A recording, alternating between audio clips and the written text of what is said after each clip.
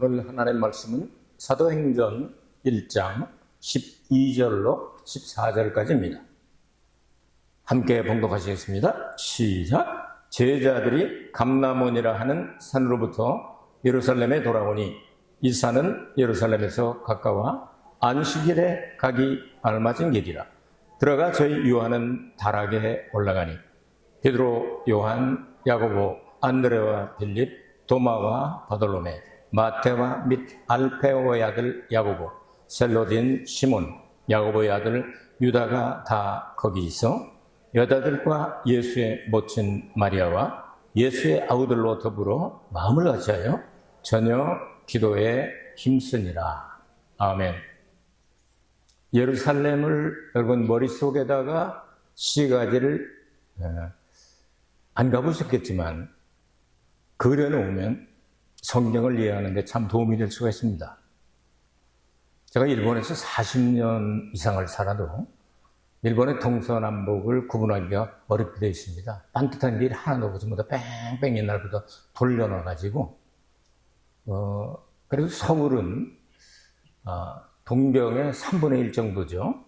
면적이 동경도가 서울의 3배인데요. 그래도 서울도 굉장히 큰 도시거든요. 근데 우리 선조들은 참 지혜롭게 해놨습니다. 동대문, 서대문, 남대문, 북대문. 딱 붙여놓으니까 동서남북이 착 정해지거든요. 거기다 별명까지 붙여서 숭례문, 흥인문, 그 다음에 돈의문, 창의문, 뭐 이런 식으로 해서 딱 벌써 서대문 하면 서쪽이구나 금방 알잖아요. 북대문 하면 북쪽이구나 북악산이 있구나 금방 알잖아요. 동대문 하면 동쪽이구나 금방 알아요. 남대문 하면 남쪽 금방 알아요. 일본은 그런 게 외지에서 들어온 사람들이 알기 어렵게 만들어놨습니다.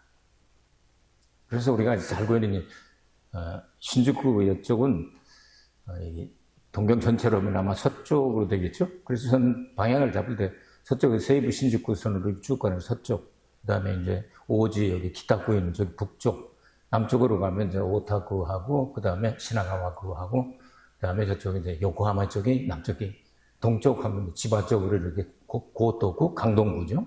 이쪽으로 이렇게 가면 전체적으로 이렇게 잡아놓고 해도 길이 반듯한 길이 없이 전부 다 뺑뺑 환상선으로 이렇게 돌려놔가지고 간바치, 간나나 이렇게 칸으로 이렇게 돌려놔가지고 찾기가 참 어렵긴 하지만 그래도 어떻게 살고 있어요. 네, 예루살렘은 동서남북이 확실하게 정해져 있습니다. 동쪽에 있는 동문이 있고 서쪽에 있는 서문이 있고 남쪽에 남문이 있고 북쪽에 북문이 있고 이름들이 다 각각 다르지만 오늘 성경 말씀에 보면 예수님께서 승천하시고 난 다음에 그 때에 대해서 말씀을 하시고 있습니다.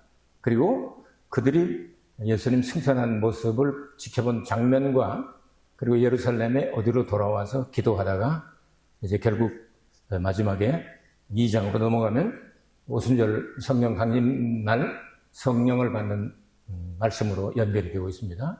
여러분 머릿속에다 지도를 제가 안 보여드리더라도 예루살렘에 가본 것처럼 딱 정해놓읍시다.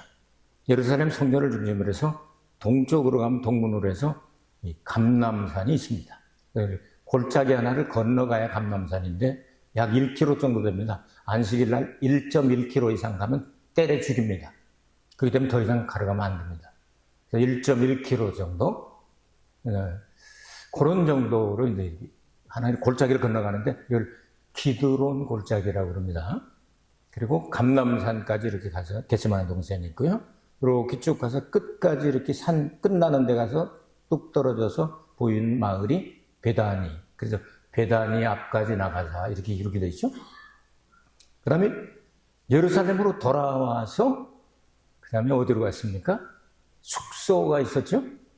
그들이 머물던 그 숙소 다락에 올라가. 저희 유한다 하는 말은 머무는 거기 다락에 올라갔다. 여기가 어디냐면 시온산 있는 곳입니다. 그래서 성경에서 시온산 하면 예루살렘 성전을 해서 서쪽이다 이렇게 생각하면 좋겠어요. 그곳에 나중에 말씀드리겠지만 마가 요한의 다락방이라고 알려진 다락방, 숙소로 정하던 다락방이라는 곳이 있습니다. 북쪽으로 가면 이제 북문이 있는데 그 산을 갈보리산이라고 합니다. 예수님이 예루살렘 시가지에 북쪽에 갈보리산, 골고다 언덕 거기에서 예수님 십자가자로 돌아가신 거예요. 이걸 머릿속에 다 그려졌죠? 하나 남은 거 어디죠? 하얀 놈들만 가서 사는데 흰 놈의 골짜기. 이게 실로암이라고 연못에서 쭉 물이 흘러내려가서 골짜기 끝에서 만나는 곳이 흰 놈의 골짜기. 그러니까 하얀 놈들만 사는 골짜기. 그렇게 의식을. 동서남북이 정해졌습니까? 자, 이런 거를 머릿속에 넣고 사도행전이나 이런 거 읽으면, 그리고 복음서를 읽으면, 아, 이렇게 가셨구나 하는 걸 알기 쉽게 될 것입니다. 오늘 성경 주제는 합심하여 기도했다. 그들이 마음을 같이하여 한 마음을 가지고 기도했다 내용입니다. 우리가 혼자 기도해도 하나님은 응답 주십니다. 그 사람들에게 보이지 말고 너희들 골방에 들어가서 기도하라 이런 말씀이죠. 이 골방이라는 말씀은 골방이 어딜까요? 영어 성경은 클로젯이라고 써져 있습니다. 클로젯. 여러분 집에 클로젯 있습니까? 좁아서 없어요? 클로젯 쬐끄마도 있긴 있잖아요. 그걸 클로젯이라고 해요. 클로젯, 옷장을 얘기하죠. 어떤 사람은 그래서 옷장에 진짜로 조금 비워놓고 거기 들어가서 기도하는 사람도 있대요. 아무도 못 만나요. 옷장에 숨어가지고. 근데 요즘 성경을 보면 현대역 성경에는 이 클로젯을 in your room, 네 방에 들어가서 기도하라. 네 방이 어디입니까? 하나님을 만나고 기도하는 장소가 우리 방이지 않겠어요? 혼자 기도해도 응답이 옵니다. 그런데 합심해서 기도하면 에너지만 나오는 게 아니고 시너지가 발생하게 됩니다. 백지장도 맞들면 낫다. 둘이 두세 사람이 모인 곳은 내가 너희들 가운데 있겠다. 교회 최소 단위가 두 사람 이상이죠. 두세 사람이 모인 곳에 내가 너희들 가운데 있겠다고 말씀하셨어요. 그러니까 함께 모여서 기도할 때 역사가 일어난다 말이에요. 가족이 있습니까? 혼자 사시는 분은 어쩔 수 없이 구역 예배에서 그렇게 기도하시고요.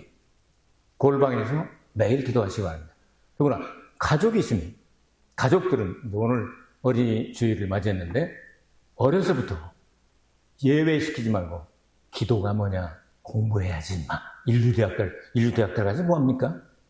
죽는 건 다 똑같이 죽어요. 죽고 난 다음에 심판이 있어요.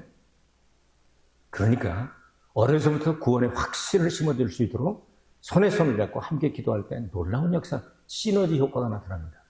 우리도 같이 목회를 하지만 유리가 목사하고 저하고 따로따로 설교 준비하고 따로따로 기도하죠. 그러나 급한 일 생길 때, 꼭 필요할 때, 같이 가서 기도할 때 얼마나 시너지 효과가 나타나는지 귀신이 떠나가는 모습, 느낌 이런 것들을 막 우리가 체험을 하고 그럽니다. 그래서 많은 역사가 일어나게 되는데요. 여러분 가족이 있으면 함께 거하는 분이 계시면 반드시 하루에 한 번씩은 합심하여 기도하시기를 바랍니다. 그러면 에너지뿐만 아니라 시너지까지 효과가 나타나서 상상할 수 없을 만큼 폭발적인 역사가 일어나게 되는 겁니다. 그래서 오늘 성경은 그렇게 합심해서 기도하라 하는 내용인데 예수님이 십자가에 달려 우리의 죄를 다 대속하시고 십자가에 달려 죽으시고 3일 후에 부활하시고 40일 동안 미적미적하고 계시다가 40일 되는 날 승천하셨습니다. 이제 승천하시고 난 다음 여기에 성경에 보면 한 500여 명이 모인 것 같죠?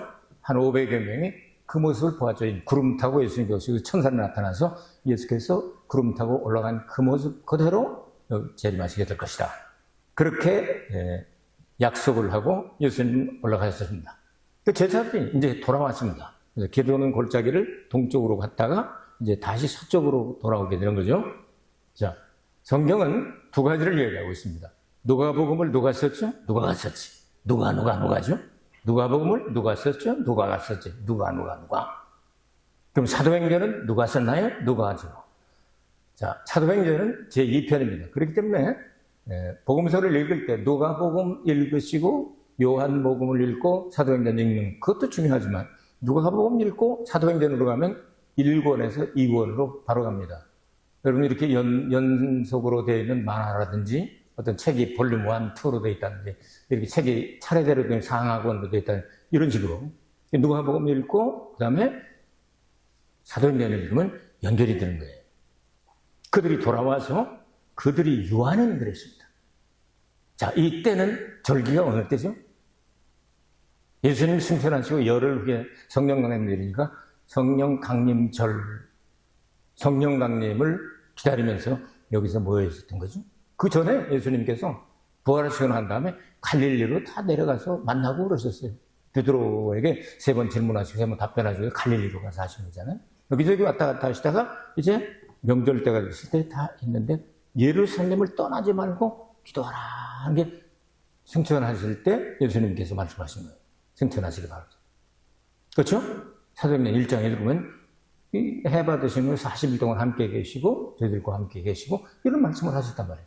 그러니까 이렇게 오순절 성령 강림 그 오순절이 오기 조금 많이 다오시고 이틀에다 놓고 여기서 떠나지 말고 성령을 받을 때가 성령 세례 요한은 너희에게 물로 세례를 주었지만 나는 너희들에게 성령으로 세례를 아버지께서 약속하신 대로 이제 주시게 될 것이다. 그때까지 기다려라 이렇게 말씀을 하시게 됩니다. 그래서 이들이 기다려서 누가복음 마지막 부분에 보면은 그들이 어디서 무엇을 했죠?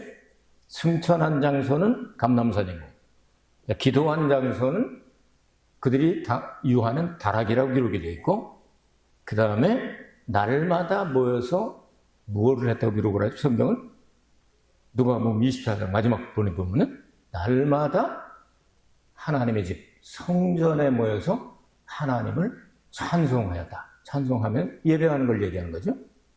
그러니까 예수님께서 약속을 하신 거잖아요. 너희들 나 간다고 너무 섭섭하게 생각하지 마. 슬퍼하지도 말고 아주 즐겁고 기쁜 마음으로 기다려야 돼. 왜냐하면 내가 약속하는 이 보혜사 성령은 너무 엄청난 거야. 너희들이 그걸 받으면 내가 한 일보다도 너희들이 더 큰 일을 할 수가 있는 거야. 그분이 오시면 그 엄청난 일을 하게 되니까. 그러니까 그 약속을 받으니까 선생님이 떠났는데도 예수님이 떠났는데도 슬퍼하지를 않냐고 기뻐하면서 기다렸다는 거예요. 아시겠습니까? 기뻐하죠. 다시 예수님이 오신다고 그러니까 영으로 다시 오시게 되는 거죠. 그러니까 그걸 기다리면서 매일 기쁘고 즐겁게 찬송하면서 하나님을 예배해왔다. 그러면서 누가복음 끝나는 거예요. 그다음에 사도행전 연결이 되는 거예요. 그럼 사도행전 연결이 되니 자 그러면 여러분 오늘 성경 말씀에서 이 가톨릭이라고 하는 교회가 있는데 그들도 예수님을 믿는다고 그래요. 하나님을 믿는다고 그러고. 그런데 성경적이 아닌 걸 많이 집어넣죠. 오늘 14절 말씀에 예수님 어머니 마리아라는 단어가 여러분 성경에 있습니까? 있죠? 없어요? 예수님 어머니 마리아도 거기 있죠? 그럼 예수님 어머니 마리아가 기도받는 사람이에요? 하는 사람이에요? 기도하는 사람이죠. 천주교에서 어떻게 해요? 마리아 상을 만들어 놓고 마리아를 통해서 기도하려고 우상숭배죠. 그런 거 하면 안 되죠. 그건 있을 수 없는 일이죠. 우리 성경만 가지고 하자는 거예요. 자, 그럼 이 성지순례가 언제부터 시작이 되느냐?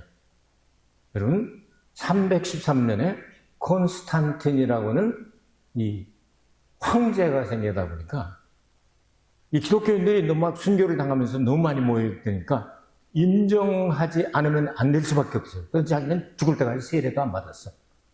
근데도 정치적으로 이용하려고 그러는지 인정을 해버립니다. 공인을 딱 하더니 그 다음에 325년에는 모든 걸 다 정합니다. 사순절 정하고 부활절 정하고 다 자기네들이 뜯어 맞춰가지고 로마에서 다 정한 거예요. 근데 콘스탄틴 어머니 이름이 헬레나라고 하는 사람입니다. 이 여자가 가만히 보면 자기 아들이 황제가 되고 모든 천하의 권세를 다 갖고 로마 제국의 황제의 어머니가 되니까 하고 싶다는 거는 다 할 수 있게 된 거예요. 그래서 아들아, 네 어머님, 내가 예수님을 믿게 됐는데 예수님이 예수님이 나시고 잘하시고 사역하시고 죽으시고 부활하시고 승천하시고 한 이런 내용들을 내가 다 들었는데 거기 가서 내가 확인을 해봐야 되겠다. 어머님께서 그렇게 가신다면 제가 다 마차고 말이고 종들이고 원하는 거 다 말씀하세요. 그래서 딱 해준 거예요. 근데 예수님 승천하시고 난 다음에 한 300년 지나고 나니까 바뀌었을까요? 안 바뀌었을까요? 로마가 싹쓸이 해버리고 막 불태우고 성전도 없어지고 그러니까 흔적들이 남아있는 곳도 있고 없는 곳도 있는. 그러니까 어머니 헬레나가 다니면서 여기가 골고다, 여기가 탄생한, 잘하신 곳, 여기가 뭐 하신 곳. 가서 점 찍어놓은 데가 다 성지순례 코스가 된 거예요. 근데 맞는 게 대부분이지만 다 맞는다고 할 수는 없죠. 왜냐면 한 300년 지나고 난 다음에. 여러분 300년 전하고 지금 여기하고 같을 수 있어요? 그러니까 성경에 기록된 걸 우리 믿자는 얘기예요. 저는 성경을 떠나서는 얘기하고 싶지 않은 거예요. 성경을 이야기하는 자예요. 그러니까 마리아는 기도하는 사람이에요? 받는 사람이에요? 하는 사람 같이 기도했다고 나오잖아요, 여기. 근데 왜 마리아에다가 기도를 시키냐 말이에요. 이런 건 하지 말자는 얘기잖아요. 마리아는 사람이에요. 예수님이 빌려 쓰신 몸에 불과한 거예요. 아시겠죠? 자, 그러니까 이게 헬레나라는 사람이 다니면서 이렇게 다 해놓은 게 지금 다 그렇게 되는데 정확하게 우리가 거기가 거긴지 맞는 데도 있고 틀리는 데도 있을 수 있는데 그때 무엇을 얘기를 했냐면 마가 요한의 다락방은 어디 나오는 얘기냐면 사도행전 12장에 나와요. 처음에 그 베드로 감옥에서 나와가지고 가서 모였던 장소가 마가 요한의 다락방이라고 기록이 나와요. 그러니까 마가 요한의 다락방, 맞아요. 마가 요한의 다락방.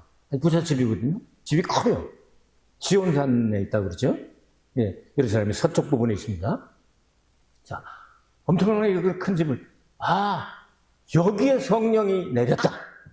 하고 얘기를 한 거예요. 그러니까 이제 성경에는 안 나오고, 그 다음에 전설이 돼버린 거예요. 전통이 돼버린 거예요. 여기서 성령 받, 그러니까 마가요한의 다락방에 성령을 받았다. 성경의 기록은 없다는 것을 여러분에게 말씀을 드리는 거예요. 중요한 것은 분명히 성령이 강림하셨다는 게 중요한 일이에요. 성경의 기록은 저희가 한 곳에 모였더니 저희가 모인 집에 하나님의 교회, 예수님의 몸된 교회, 하나님의 집, 성령이 거하시는 전, 여러 가지로 사용을 하게 되는데 같은 단어예요. 한 집에 모였더니 그 집이 뭐냐 하면요. 자, 여러분에게 질문합니다.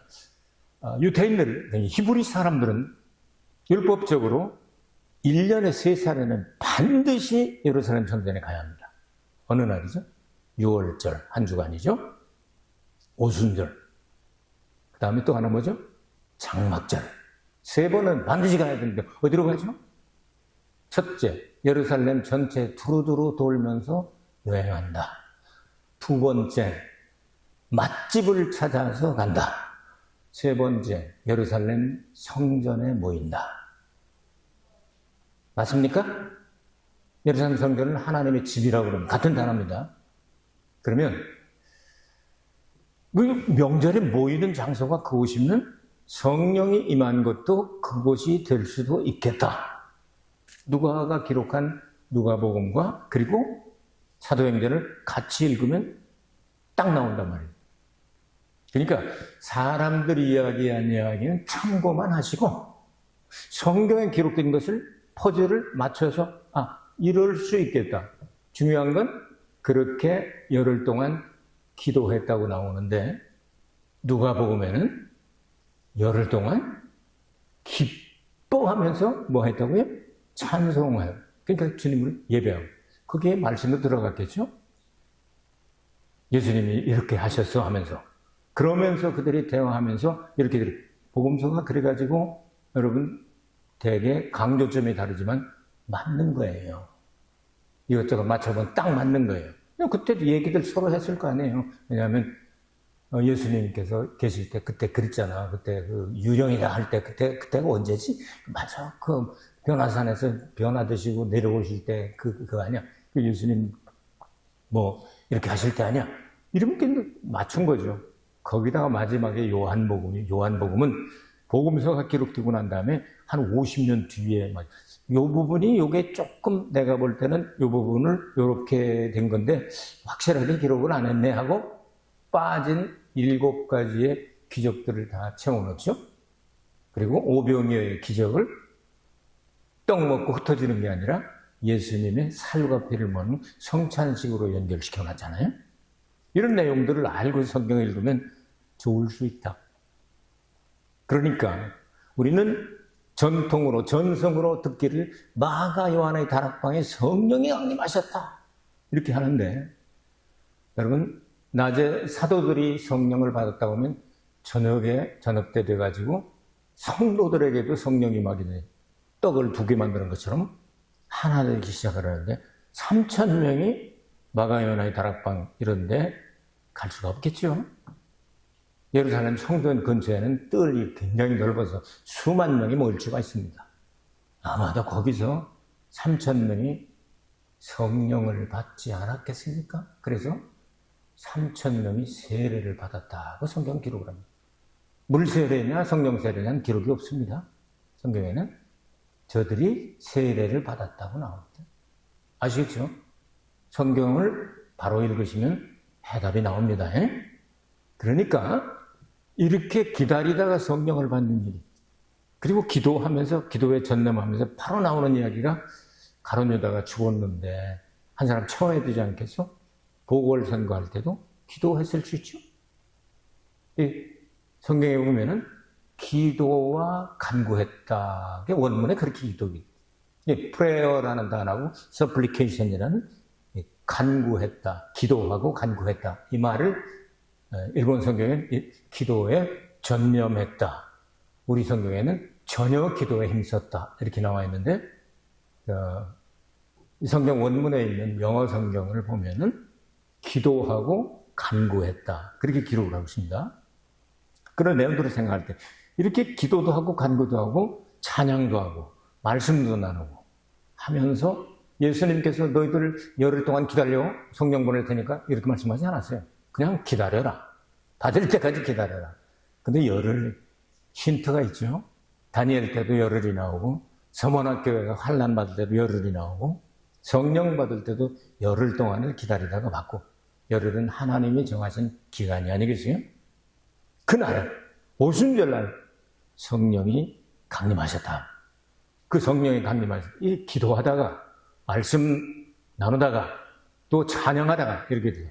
이걸 우리의 삶에 적용을 시켜보겠습니다. 여러분, 혼자 기도하는 시간이라도 하루에 적어도 3번 정도는 기도로 예수님을 좀 만났으면 좋겠습니다. 싫어요? 싫어요? 적어도 3번 정도. 그래, 잃어버리지 말라고 하루에 3끼 밥 잡수시잖아요. 적어도 한 3번 정도는 여러분께서 골방을 만드세요. 다른 거 다 털어버리고 핸드폰 비고 자지 말고 끝까지 뭘 보다가 그냥 거기서 옆에다 놓고 이렇게 성경 듣다가 자는 거, 그런 거 이해합니다. 근데 여러분, 예수님 만나세요. 기도하다가 만나세요. 말씀 읽다가 만나시고 하루에 한 3번 정도 만나면 변화가 일어나잖아요. 그렇게 해고 사모하고 그래야 신랑 기다리는 신부지. 아이, 누구 그 결혼하면 어때? 어떤 놈이든지 하나만 나타나. 그냥 이게 되겠어요? 다른 종교, 아무 종교나 그냥 막 구원 있다고 하는 사람이 그런 사람들이에요. 신랑을 정하지 않고 아무 놈이 나와, 아무 놈이 나와, 그냥 아무 놈이나 그냥 할 테니까. 이게 안 되죠. 신랑 대신 예수님만 기다려야 되잖아요. 그러니까 하루에 몇 번씩은 꼭 그렇게 만나는 시간을 가져라고 말이에요. 그리고 기도에 전념을 한번 해봐요. 온 가족이 있으면은요, 꼭 같이 모여서 한 번씩은 기도하세요. 제일 좋은 시간이 저녁이죠. 다 들어오니까. 퇴근하고, 한꺼번에 모이는 시간이 있잖아요. 그때 간단이라도 좋으니까 손잡고 같이 기도하세요. 분명히 시너지 효과가 나타납니다. 역사와 기적이 일어나게 돼요. 하나님의 놀라운 능력이 역사가 일어나요. 초대교회가 그렇게 했지 않습니까? 기도처에서 기도하고 성전에서 예배하고, 그러다가 여러분 열흘째 되는 날 저들이 모인 그 집에서, 그 집이 다락방인지 아니면 하나님의 집인지 성경은 구분하지 않고 똑같은 집이라고 그러십니다. 우리는 알 수 없어요. 그러나 성경의 흐름상 보면 여러분 3대 명절 때는 성전에 모였습니다. 아버지 집에 모였으니까 거기 내렸다고. 그리고 사람들 모인 숫자나 여러 가지를 생각할 때 그게 더 합당하지 않겠느냐. 저는 그렇게 생각한단 말이에요. 왜? 성경을 여러 번 읽으면서 연구를 하는 사람이니까. 이렇게 해서 성령을 받은 그 사람들이 변화가 되어서 완전히 획하닥 뒤집어져가지고 전 세계로 나가기 시작을 하잖아요. 그 역사가 우리 심령에서부터 가정에서, 구역에서, 교회에서 이렇게 나가면 전도 가능하게 된다고 말이죠.